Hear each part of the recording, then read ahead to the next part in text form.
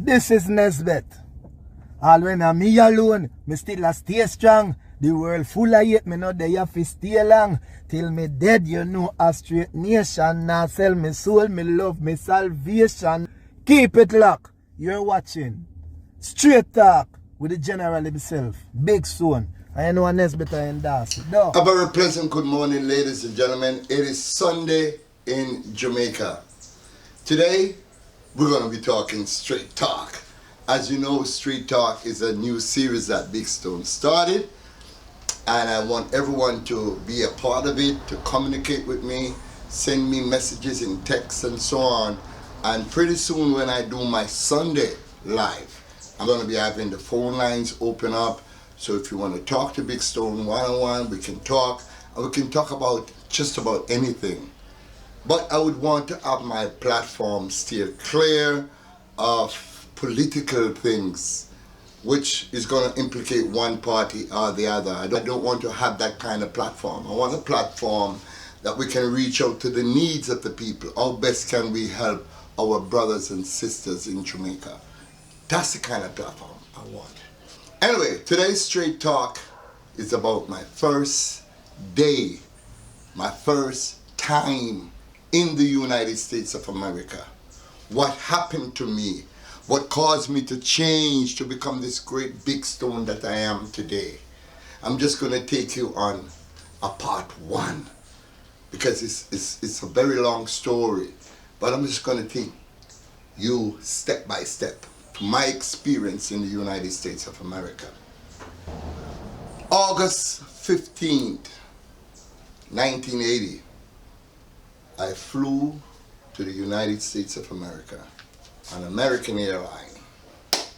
My brother, Norman Joseph Walcott Sinclair, sponsored me to go to college. I was to attend Brooklyn Conservatory of Music because I was a master musician when I was in the police band. I was doing great, I excelled.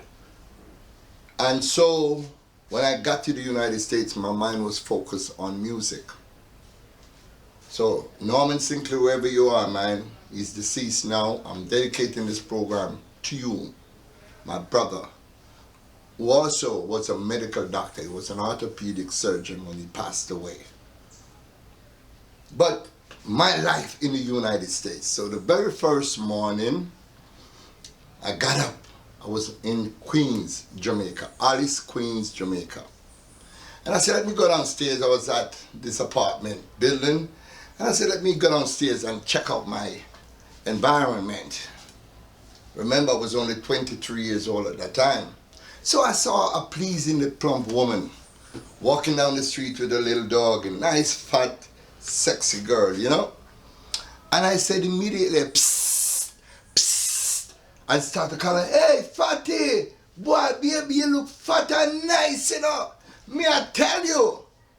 And ladies and gentlemen, when I said that to the woman, she turned around and looked at me and said, motherfucker, look at you. You're not exactly slim yourself. Get the fuck out of my face. I said, whoa.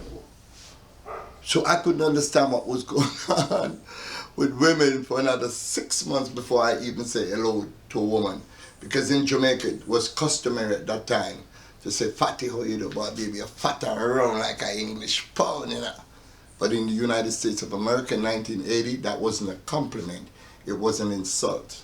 And I learned it the hard way. And then my very first train ride, riding on the subway.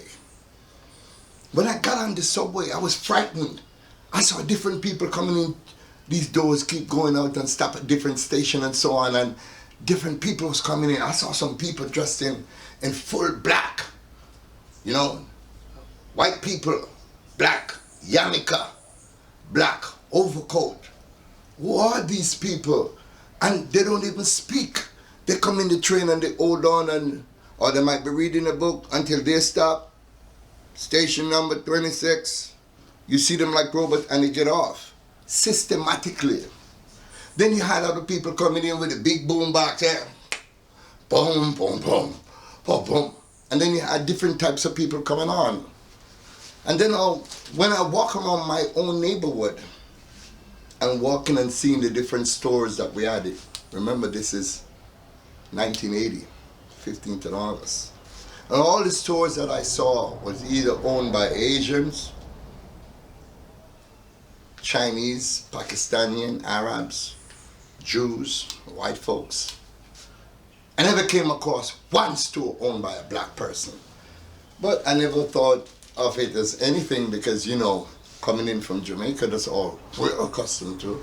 We don't see too much black people owning stores. So it didn't strike me as anything.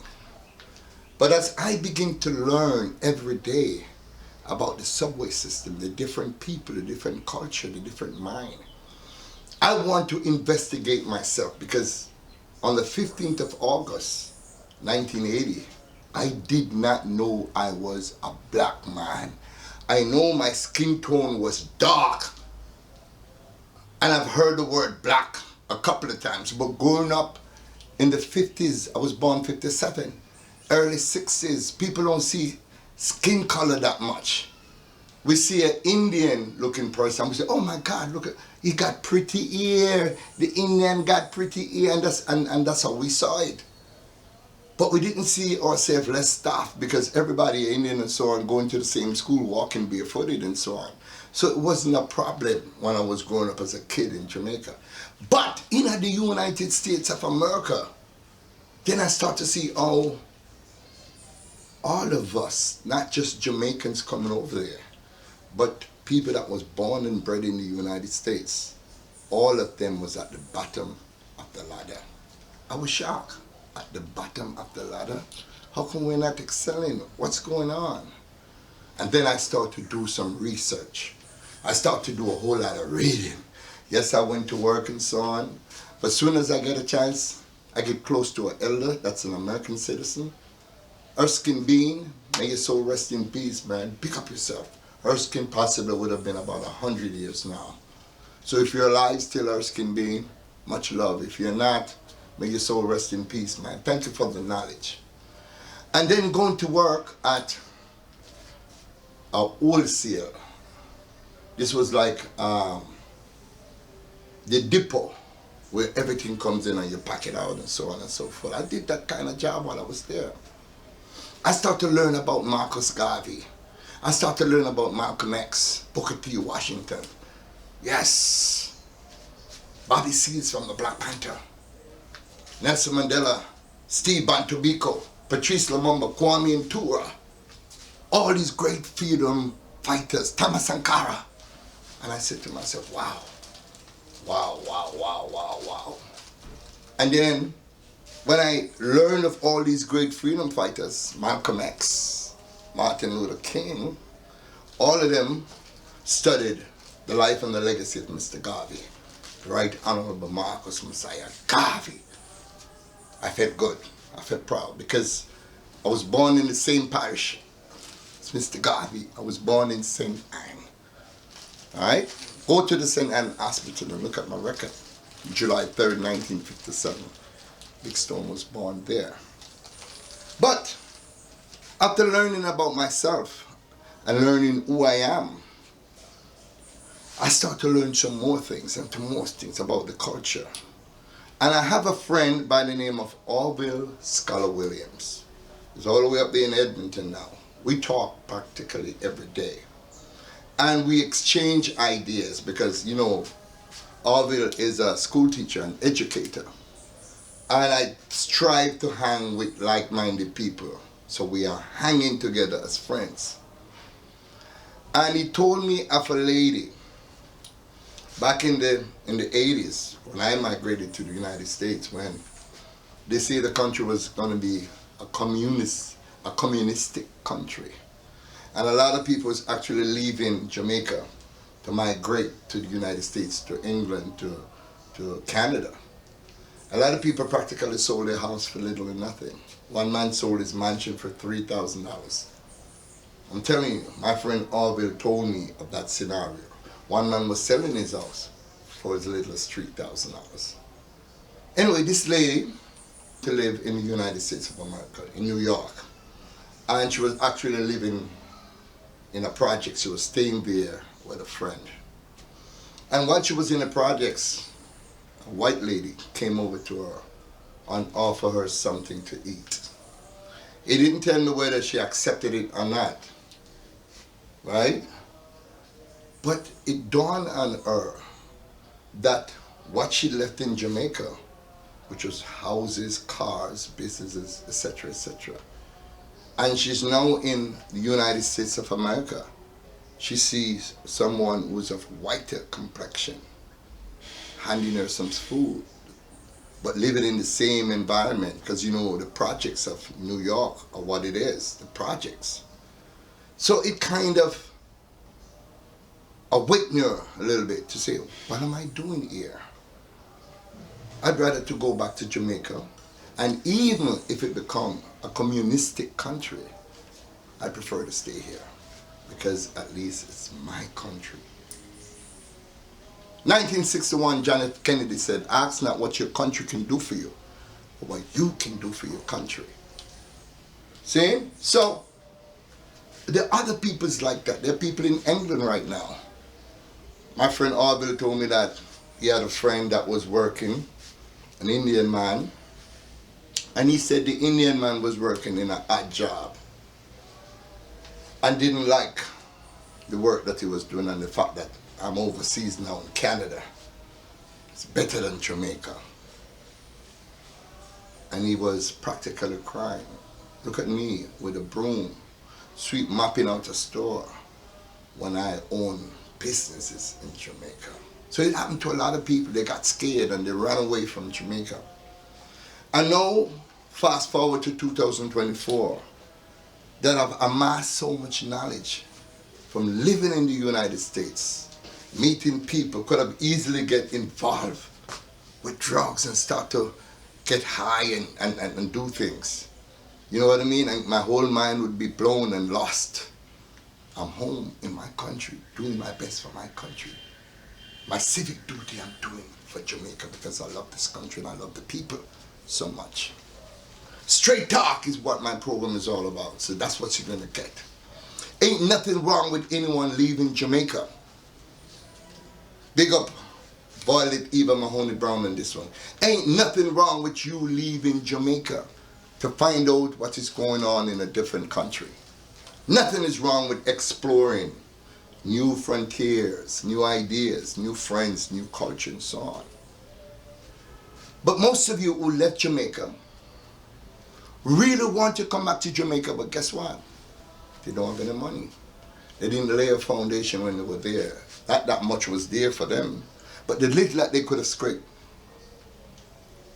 They were living lavish lifestyle, some of them, and couldn't scrape anything. So not even their airline ticket. You have Jamaicans that want to come home, but not even their airline ticket they can afford. Sad, but it's true. Or you have Jamaicans who want to come home, right? But because of the high crime rate, the cool bite them. Cool in Canada, in a UK, and in America. I bite them so they can't get to come home. I've spoken so many words, and I want my straight talk to be that. Short, hot, spicy, but to the point. I'm going to be talking to you some more in another straight talk, following up to this, of what else I learned about the United States of America. If you go to Rome, you don't do what the Romans do. You learn what the Romans do before you do it. If you go to Rome, as they tell you, oh, you go to Rome, you do what the Romans do. Bullshit. When you go to Rome, learn what the Romans do over there in Rome, and then when you perfected it up here, you can and do what they do. That's what I did in the United States of America. So Jamaica, do not let this country behind. Work assiduously with people like myself, because there's going to be a telephone number that you can call in, and we're going to talk about solutions Yes, we talk about problems and point fingers and this and that and the third, but let's talk about what we can do from a distance. Let's see how much we can trust each other now. Let's get the right people to run a foundation that can send stuff back, and when you send your stuff back, it will reach the ideal location. I'm working with one such foundation, but that's located in the United States, and that's the Rudolph Prendergast Foundation. I'm working on another foundation with my friend Lance. It's not been completed yet, but I want to be involved with different foundations.